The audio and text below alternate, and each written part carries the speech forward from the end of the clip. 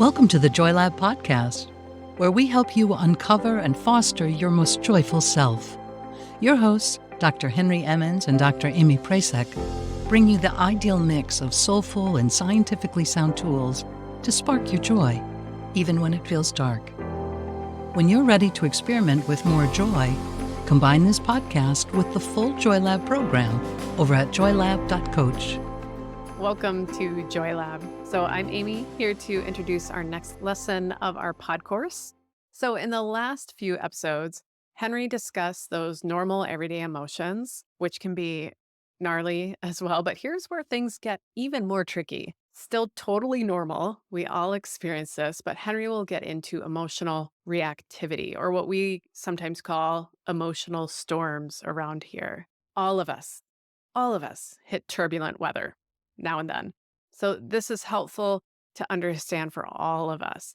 And then after this lesson, in the next episode, we'll have a meditation for you to work with emotional reactivity and emotional storms, calming those storms. It'll be available in your workshop section actually already if you're in our resilient community. So join us there if you haven't yet. And as always, friends, do tune into this lesson and the meditation that follows in the next episode with lots of self-compassion. There's another aspect of emotion that we really need to talk about, and that is often referred to as emotional reactivity. Emotional reactivity turns out to be one of the very strongest predictors of who will have recurrences of depression. I want to explain the term a little bit and then talk about how we can work with it. So emotional reactivity means essentially that a person has a very, very strong reaction to something that happens in their lives, an overly strong reaction. It's too reactive. And the way I think of this fits very much with the notion of neuroplasticity that we talked about earlier. And that is that once you have had an experience of, let's say, depression, that might have been triggered by a lot of different things the very first time, but in future times, it becomes a little bit easier and a little bit easier to keep going down that same pathway of kind of a downward spiral, a cascade into depression. And so after the first time, it may take a lot less to trigger it, and even less, because that cascade of reactivity is just waiting to be brought to life again. And it doesn't take very much to do that.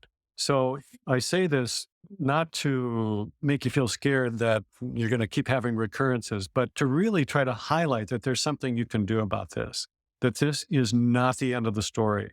And in fact, it really would be in your interest, it's in everybody's interest, to learn how to deal more effectively with these big storms, these emotional storms that can take us down pretty quickly, to get some skills both to keep yourself steady, to hold yourself a little bit more emotionally steady, and also to try to learn how and where you can apply some mindfulness skills in the different stages of this spiral. So let me give you a real life example. This is a patient that I saw a few years ago, and she was a woman from different country. I'm going to call her Elena. And she met her husband, who was from the Minneapolis area, who was doing business in her country. So they married, and she came here with him, even though all of her family and all of her friends were back in her home country. So when I started seeing her, she was lonely and she was feeling kind of isolated. And she had a previous history of depression. So it wasn't that it was all caused by this.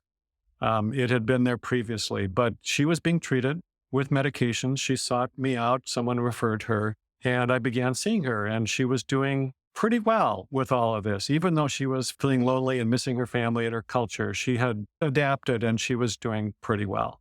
And then we happened to have just a routine follow-up visit scheduled. And she came in for that session and she said, I was doing so well until a few days ago. And now I'm just in crisis and I am feeling suicidal. And she kind of went on to describe everything. So, I'm trying to understand what happened. And she doesn't really know. She just knows that she felt good and now she doesn't. And it's really bad. Well, so it took us a while to get this to come out because she didn't realize the connection here. But this is what happened. She and her husband went for a walk in their neighborhood. They live in a very nice neighborhood. And they were just out walking and they happened to come upon a neighbor man who was working out in his garage or driveway. And so they stopped and had a conversation with him.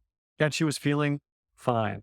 In the course of this conversation, the neighbor man said that his wife and another neighbor woman were inside the house having tea. Pretty simple. However, this is a woman, and the other neighbor woman as well, are people who Elena had tried to make friends with. She had invited them to her house for tea. And when she found out that they were there and that she wasn't invited, in spite of knowing that she's lonely and from a different country, she felt badly. She felt hurt. Now that hurt, if it had stopped there, would have been a little bit painful, but that's all. And this is where emotional reactivity comes in, because that initial hurt became something much bigger because of the very rapid and very strong reaction she had. So she really took off with that. And in her mind, she started thinking. So this is step 2. The first step is the initial hurt, which feels like just a little bit of a contraction usually. When you feel wounded, hurt, or upset in some way, there's a tightening usually, just a tension or you could call it a contraction somewhere in the chest or belly usually. And if you were aware enough of your emotions and where they reside in your body, and you knew how to draw your attention to it, it might stop right there. But it didn't. For Elena, it didn't stop. And she went to stage 2, which is the entry of thought. What kind of thoughts do you suppose she had? Well, you can guess. She thought that they intentionally excluded her, that the neighbor women are doing this all the time and they're not inviting her, that they don't like her because she's from a different country, different culture, doesn't speak great English, or you name it, any number of reasons. And then thought turns into something even bigger and trickier. And this is stage 3. And that is when the personal storyline comes into play. This is really important because this happens unconsciously most of the time, and it happens to all of us in one way or another. But when your personal narrative comes into play, this is going to be pretty hard to stop. This cascade is going to be hard to stop. So her storyline went something like this, that she's lonely in another country. She doesn't have friends here. She is never going to have friends here. She can never be happy unless she's with her family. Her husband is not doing anything to help with this, and on and on and on. That's the story. And then it doesn't even stop there for Elena because she took it yet another step. And so far, all of this experience had happened in just moments, but it all happened interiorly. Then she took it to the level where she decided to speak or act. And once you do that, then this internal pain or discomfort can become harmful to others too. So sure enough, she kind of laid into this neighbor man and, into his wife who was inside, but she told the wife off through the wife's husband and, about how they're excluding her and all of this. And then she and her husband left and she couldn't stop, talking about her husband and how he had failed her in this and why did he ever bring her to this country and all of that. So then there's the damage that causes. And all of this happened from this very simple statement that his wife and another woman were in the house having tea. So this is a really clear example of the power emotions when they take off and they explode into some much bigger thing, and how hard it is, quite honestly, how hard it is to stop that in its tracks. It's possible, but I recognize how hard this is. So there's 2 very different ways of approaching this that I want to talk about. And this is really important because this has a lot to do with preventing recurrences, future episodes of something like depression. And a lot of this depends on building skill. Okay. So a lot of what we're talking about now is really enhancing your skill set with your own thoughts and your own emotions so that you can learn to let them do less harm to you. One of the skills that you could use for this is just the ability to stay grounded. I think of this very much like a ship in a storm. If you have a big ship or a big boat and it's in a harbor and you know a storm is coming, the best you can do, if you don't have time to get out, the best you can do is to get some kind of mooring for it, to try to hold it steady.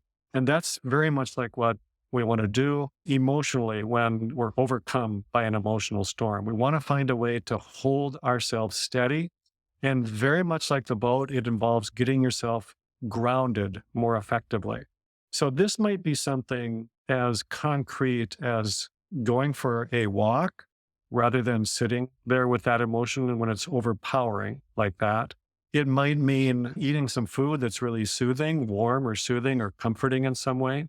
It might mean using an aromatherapy, which is a really good way to connect with your body and get yourself grounded in a physical experience. If you have a pet, it might mean holding or petting that, or doing something else that is tactile or something else that involves your senses. So grounding, there's lots of ways to do it. You should experiment and find what works for you. But you ought to have a couple of things that you can use when you're starting to feel overcome by a strong emotion like this. And then a deeper way to look at this is how can you develop the skills so that when another event like this happens and you start to get triggered down that cascade, that you can stop it at any one of those stages that we talked about. And remember, the first stage is that initial contraction, when the first surge of emotion that hasn't yet amounted to much. If you can stop it there, you can avoid a whole lot of unnecessary suffering. Second stage is when thought comes in. And again, if you can become aware of your thoughts as they're happening in real time, you can choose to stop them and get a little separation or distance between your thinking mind and your body's reaction and your emotions. And then the third phase is where your old stories, usually old unhealthy stories about yourself, come into play. That really is deeper work. That's the stuff of therapy to some extent, but you can also work with that through mindfulness practices and skills and through greater awareness. Really, it's about becoming more aware that this is just a story.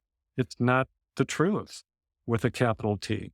And then fourth is when you're about to speak or act, try to recognize that you're about to do that so that you can stop yourself. So you can refrain from doing that because you know it almost always makes things worse.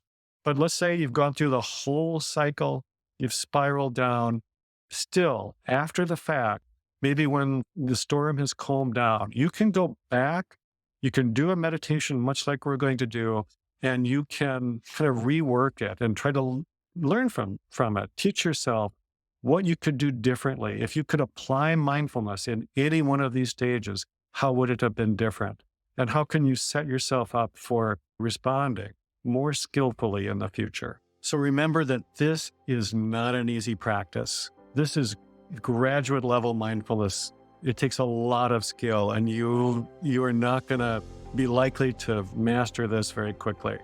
So just keep working at it, stay with it, and remember that anything you can do to break that cycle that would otherwise keep happening, it's going to be good. If at any point in the cycle, anything that changes it and breaks it so it doesn't really continue down that path of depression, it's going to be helpful to you. Thank you for listening to the Joy Lab podcast. If you enjoyed today's show, visit joylab.coach to learn more about the full Joy Lab program. Be sure to rate and review us wherever you listen to your favorite podcasts.